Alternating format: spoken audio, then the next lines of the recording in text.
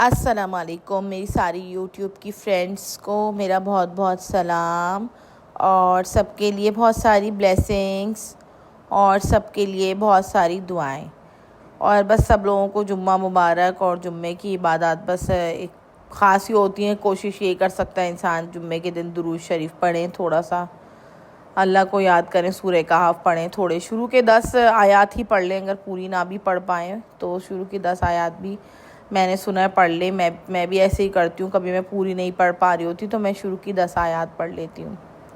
तो बस, और आप लोग बताएं, सबके घरों में खैरियत है, सब ठीक ठाक है? ये शाम का टाइम था। हम लोग असल में गर्मी बहुत हो रही है तो बस एक ही टाइम खाना हो रहा है, 2 टाइम खाना भी नहीं खाया जा रहा गर्मी की वजह से। तो बस सुबह उठते हैं बच्चे तो नाश्ता कर लेते हैं देर से। जुम्मे का दिन होता है, यहाँ ऑफ़ होता है, मैंने आप लोगों को बताया।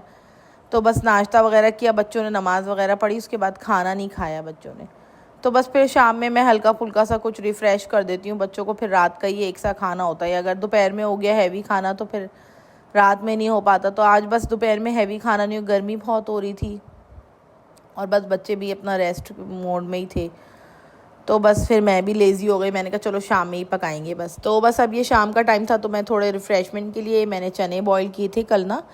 तो मेरे पास ये चने रखे हुए थे तो मैंने कहा चलो चने बना लेते हैं थोड़े से रिफ़्रेशमेंट के लिए, फिर खाना बनाएंगे शाम में ना। तो बस मीनवाइल मैंने गोश्त भी मटन का लेके और यखनी बनाने रख दी थी। उसको धनिया सौंफ थोड़ा डाल के उसके अंदर, और गरम मसाला साबित और लहसुन अदरक, बस मैं यही चीज़ें डालती हूँ यखनी में ना। और ज़रा हल्का सा नमक, कभी कभी नमक नहीं भी डालती हूँ लेकिन कभी कभी डाल भी दे। आज जैसे मैंने नहीं डाला था क्योंकि मैं थोड़ा लाइट ही रखना चाह रही थी नमक, तो इसलिए मैंने नहीं डाला था। लेकिन वैसे डालें तो ज़्यादा अच्छा तक बोटी में भी थोड़ा एक सीजनिंग फ्लेवर आता है नमक का, तो वो अच्छा लगता है।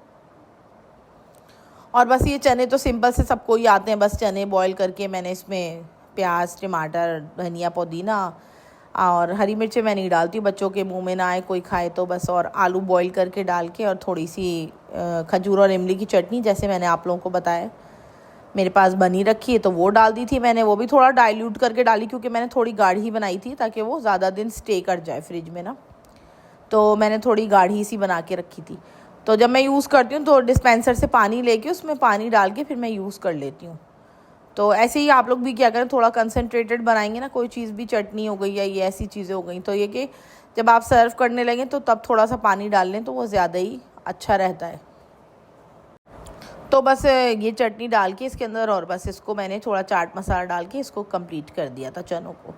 और इसमें ये होता है कि पकौड़ों समोसे से भी बंदा बच जाता है, वरना या तो पकौड़े तले बंदा या समोसे मंगाए या ख़ुद बनाए घर में रिफ़्रेशमेंट के लिए बच्चों के लिए, नई नगेट्स बनाओ। या तो कल मैंने नगेट्स बना लिए थे तो आज मैंने कहा यही बनाऊँ, बच्चों को थोड़ा चेंज भी होना चाहिए कुछ, और ना हर वक्त तली हुई चीज़ें भी नहीं खानी चाहिए। तो और गर्मी भी बहुत है, खाना भी हैवी खा लो तो डाइजेस्ट होना मुश्किल होता है कि ठंडी ठंडी चीज़ें ही ज़्यादा दिल चाहता है खाने का। तो ये कि ये चाट ऐसी चीज़ है कि खा भी ली जाती है और फुल फिलिंग भी होती है। तो आप लोग भी ऐसे ही किया करें, शाम में कभी चाट वगैरह बच्चों के लिए कोई ऐसी चीज़ बना लिया करें, दही वाली चीज़ या कोई हल्की लाइट सी ना, जो रिफ़्रेश भी करे और पेट भी भर जाए और हैवी भी ना हो और टेस्ट भी अच्छा हो। तो बस पुलाव तो मेरा सिंपल सा ही था, जो ओल्ड इंडियन स्टाइल वाली रेसिपी होती है वो है। बन्नू पुलाव भी मैं सिखा चुकी हूँ अपने व्लॉग में, आप लोग देखिएगा, आप लोग को मिल जाएगा। और जो है ना सिंपल जो पुलाव मैं आज बना रही हूँ, जो नॉर्मल रेगुलर होता है, लेकिन बस मैं रेगुलर से थोड़ा हल्का सा चेंज कर देती हूँ। और वरना मैं 2-3 तरह का भी पुलाव भी 2-3-4 तरह का ही बनाती हूँ। एक मैंने मुरादाबादी बिरयानी बनाई थी एक दफ़ा, उसकी भी रेसिपी मैंने शेयर की हुई है आप लोगों से ना, जो कि अगर आप लोग जाएं व्लॉग्स में पीछे देखें तो आप लोगों को ज़रूर मिलेगी मुरादाबाद। तो गर्मी इतनी हो रही किचन के अंदर कि बस काम करने के बाद जो है ना चक्कर से आने लगते हैं, दिल चाहता थोड़ी देर आए बंदा, फिर रेस्ट करे, उसके बाद फिर जाए। तो बड़ी बुरी हालत हो रही है आजकल। और ख़ासकर जिन लोगों के घरों में एसी, जैसे हम पाकिस्तान में होते तो भाई मुस्तकिल एसी नहीं चलाते थे हम लोग, सिर्फ रात रात को ही चला रहे होते थे, या कभी दोपहर में बहुत ही गर्मी लगी तो चला लिया जब बच्चे बच्चे सोने लेटे। तो ऐसा नहीं होता था कि पूरा दिन एसी चलाएं। और जिनके यहाँ एसी नहीं है उनकी तो सही बात है, बेचारों की हालत ही गर्मी से बहुत बुरी हो रही है। लेकिन ये है कि एसी हो भी तो इतना चल नहीं सकता कराची में, जबकि यहाँ पे हम लोग रहते हैं मस्कत में, यहाँ हम लोग एसी चला कर ही रखते हैं और सबके घरों में ही चलता है क्योंकि बिजली इतनी एक्सपेंसिव है नहीं यहाँ पर, तो इसलिए इतना मसला नहीं है। और दूसरा, बिजली भी इसी तरह है जैसे हमारे यहाँ कार्ड होता है ना, मोबाइल में डलता है, जैसे फ़र्ज़ करें हमने 100 रुपये का कार्ड डलवा लिया तो 100 रुपये का यूज़ होगा बैलेंस, तो पता चल जाएगा पहले ही जब 10 रुपये का रह जाता तो आपके पास बार बार वो आने लग जाता ना नोटिफिकेशन कि देख लें आपका 10 का बैलेंस रह गया है। इसी तरह बिल्कुल यहाँ पर बिजली है, तो इतना प्रॉब्लम नहीं है वो जो है ना किसी चीज़ का। तो इसलिए यहाँ पर एसी चला कर रखते हैं। अब जब एसी में रहता है बंदा तो वो भी बुरा है, क्योंकि जो है ना मुस्तकिल एसी में रहने की वजह से ज़रा सी गर्मी बर्दाश्त नहीं होती, बंदा बाहर निकले और एकदम बस हालत टाइट। तो बस देखिए मैंने थोड़ी सी प्याज तली, 2 बड़े साइज़ की प्याज तल ली थी मैंने। इसमें तकरीबन मेरे ½ kg के करीब राइस थे, ½ kg थोड़े ज़्यादा ही होंगे। तो वो जो है ना मैंने इसके अंदर 2 बड़ी बड़ी प्याज तल के निकाल ली और बस यखनी बनाई थी गोश्त की, वो डाल दी है। वो यखनी तो नहीं, बोटियाँ हटा के बोटियाँ डाल दी और लहसुन अदरक पिसा हुआ डाल दिया। अब गोश्त को मैं थोड़ा फ्राई करूँगी, मटन का गोश्त, तो जब तक फ्राई नहीं होगा तब तक मज़ा नहीं आता लहसुन अदरक के साथ, तो इसलिए मैं इसको थोड़ा फ्राई करूँगी। और बस कोशिश ये किया करें थोड़ा लाइट ही फ्राई करें, क्योंकि अगर आप ज़्यादा फ्राई कर दें तो बोटियाँ बिल्कुल काले रंग की हो जाती हैं, फिर वो इतना बुरा लगता है वाइट पुलाव में काली काली बोटियाँ।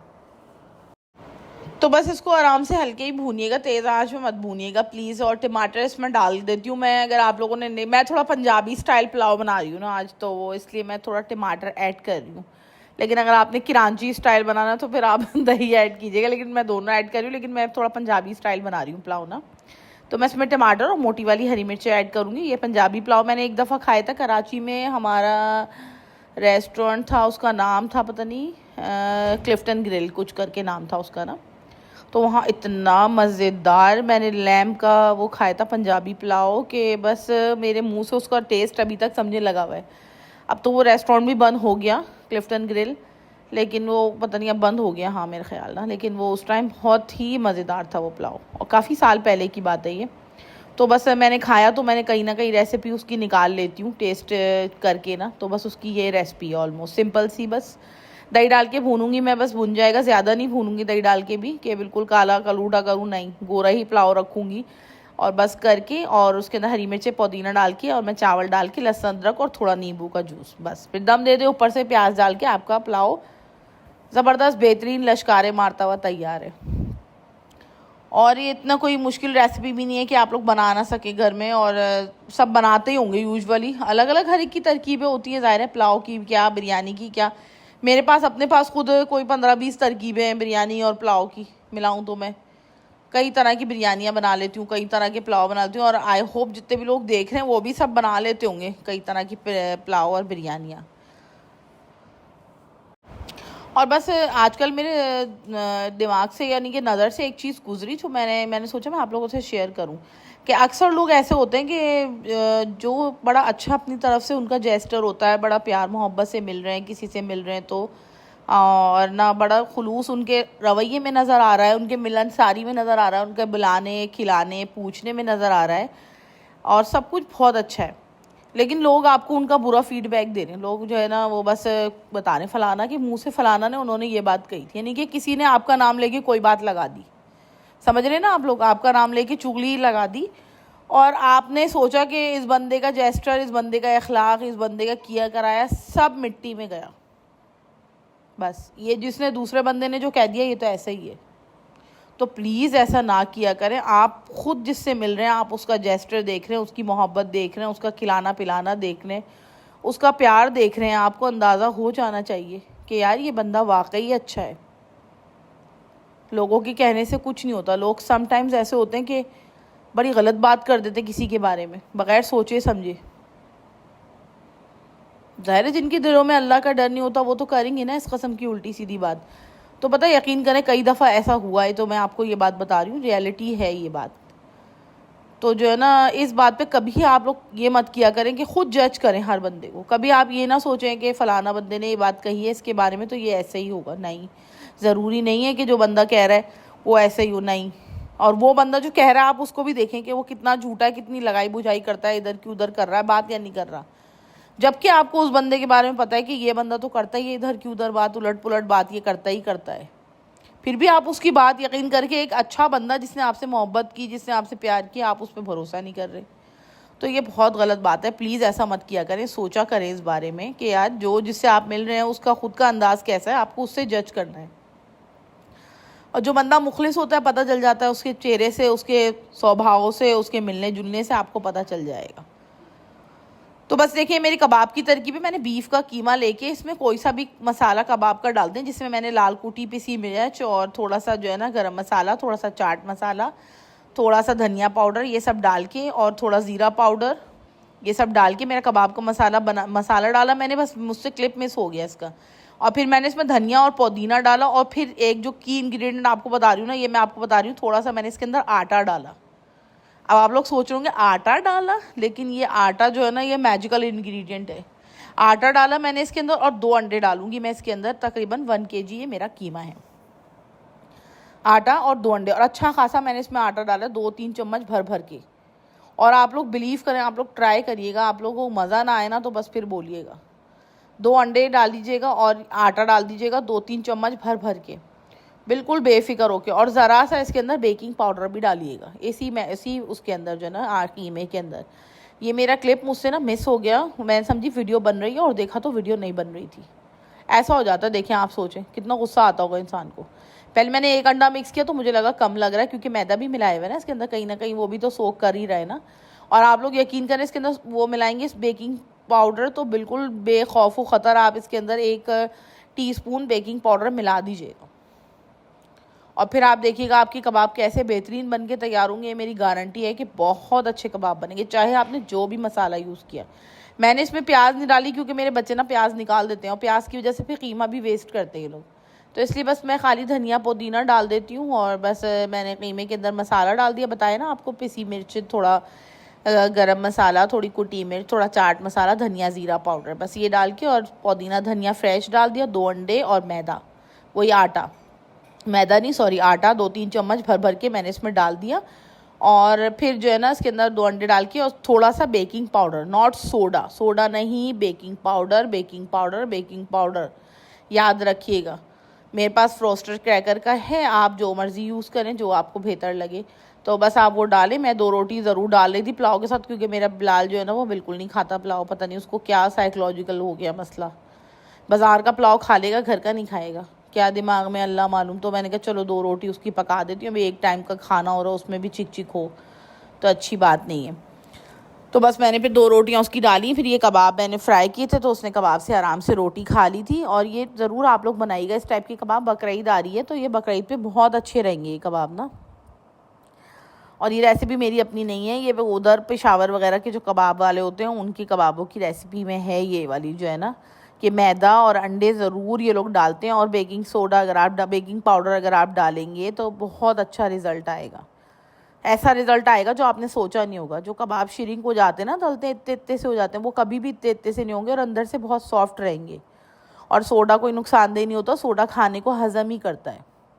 ऐसा नहीं है कि सोडा आंतों में जाए तो कोई मसला हो जाए, आंतें कट जाएं या कुछ और प्रॉब्लम है, ऐसा कुछ नहीं होगा।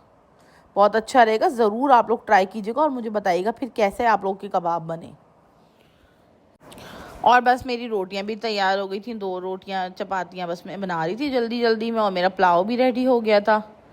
और रेसिपी बिल्कुल सिंपल सी होती है मेरी, लेकिन बीच बीच में टिप्स एंड ट्रिक्स होती हैं ताकि आप लोग देखें तो थोड़ा आइडिया मिल जाए और सीख मिल जाए। जो ख़ास तौर पे जो न्यू कमर्स हैं, नई लड़कियां जिनकी शादियां हुई हैं या होने वाली हैं या जिनको कुकिंग सीखनी है, तो उनके लिए आप लोग यकीन करें बहुत कारआमद है। उनको बहुत चीज़ों में मालूमात मिलेगी जो हमारे तजर्बे, और ज़ाहिर बात है हम लोगों को टाइम हो गया कुकिंग करते करते, तो इसलिए ज़ाहिर है हम लोग एक्सपीरियंस हो गए, तो उस हिसाब से। और फिर भी मैं भी सीखती रहती हूँ, फिर भी मैंने अपनी दादी से बहुत सारी चीज़ें सीखी हैं जो कि अब तो इस दुनिया में नहीं है, अल्लाह पाक उन्हें जन्नत नसीब करे, लेकिन मैंने बहुत सारी चीज़ें उनसे सीखी हैं। और माँ से तो ज़ाहिर है सभी सीखते हैं, अपनी माँओं से कौन ऐसा है जो माँ से नहीं सीखता, सब माँ से ही सीखते हैं। तो इसलिए ज़ाहिर है अब हम लोग ही टाइम गुजर गया, तो आप लोग ज़रूर सीखें और सीखने का अमल जारी रहे तो अच्छा रहता है। और बस ये रोटी सीख गई। और मेरी इस बात पे भी ज़रूर गौर कीजिएगा कि आप ख़ुद से लोगों को जज करें, किसी के कहने पे कभी ना जाएं, और वो भी किसी ऐसे लुच्चे आदमी के जो ऑलरेडी इधर की उधर बात कर रहा है, बुराइयां कर रहा है, ये कर रहा है, उसकी बात सुन के आप किसी अच्छे बंदे के साथ आप कभी वो ना करें कि वो बंदा जिसने आपके साथ हमेशा अच्छा किया, हमेशा प्यार किया, हमेशा उसके रवैये में आपको खुलूस मोहब्बत नज़र आई, और सिर्फ किसी के कहने पे आपने जो है ना उससे मुंह मोड़ लिया, तो फिर ये तो अच्छी बात नहीं है। अल्लाह को भी ये बात बुरी लगती है और ये गलत अमल है ये। तो इसलिए मैं हमेशा समझाना चाहूँगी उन लोगों को जिन्होंने ऐसा कुछ कभी ऐसा हुआ उनके साथ, तो कभी ना करें, ख़ुद से जज करें, खुद से जज करें, और ख़ास तौर पे वो आदमी जो कह रहा है उसका क्या वो जो है ना कैरेक्टर है, कम से कम ये पता होना चाहिए आपको। देखा कितने अच्छे कबाब तले गए, ना ये कबाब मेरे इधर उधर बिखरेंगे, ना ये इधर उधर टूटेंगे, और ना इसके अंदर कोई और इतना वो होगा। देखें, और टेस्ट में पता भी नहीं चलेगा, किसी के अब्बा जी भी नहीं बता सकते कि इसमें क्या डाला हुआ है, आपने आटा डाला है नहीं डाला, और टेस्ट बिल्कुल बराबर होगा। और बस अब शो टाइम है, ये देखें शो टाइम देखें, ये बेहतरीन शो। ओहो माशाल्लाह माशाल्लाह, वीडियो एडिट करते हुए दोबारा भूख लग गई मुझे, आप लोग यकीन करें। तो ज़रूर बताइएगा मेरा व्लॉग कैसा लग रहा है आप लोगों को, और क्या तरकीबें चाहिए आप लोगों को, और भी बताइएगा। बकरीद से रिलेटेड कुछ सीखना हो तब भी मुझे बताइएगा, और फीडबैक दीजिएगा। मैं आप लोग के फीडबैक का इंतज़ार करती रहती हूँ। कोई एक भी मेरा सब्सक्राइबर बढ़ता है तो मैं अल्लाह का शुक्र अदा करती हूँ। और बस मुझे बताइएगा, देखें कैसा बेहतरीन पुलाव तैयार हुआ, हर दाना अलग अलग है बिल्कुल।